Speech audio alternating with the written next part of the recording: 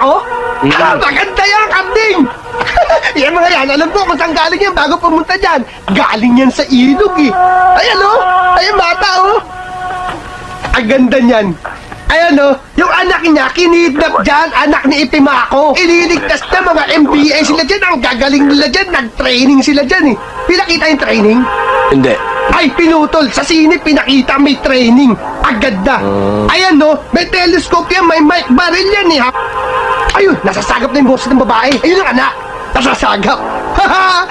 Ayan, papalusob sila dyan, Karding. Papalusob yan. Lulusubin. Papaligiran nila yung bahay para hindi makaligtas yung mga kidnappers. Naiintindihan mo, Karding? Oo.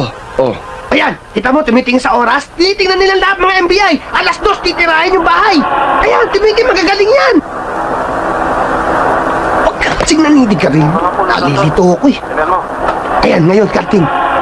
Ayan, kita mo, mga nakapwesto na sila. Nakapwesto pero hindi alam ng mga kidnappers. Ayan o, may bumababa, di ba? Ayan, yung bumababa na yung Karding. Sasakalin niya na ganito. Ayan, sinasakal, di ba, Karding? Sinasakal siya. Tanggal. Ito kita, tingnan mo ayan. Malusog na sila, naghiwalay. Ayan, pumasok na sa kwarto, pinagubit. Go!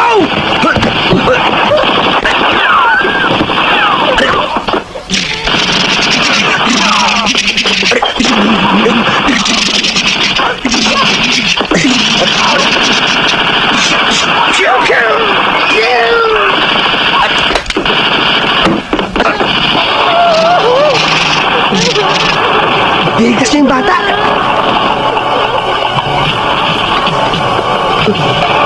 Ano? Paano mo Patayin mo ba? nga, patayin mo.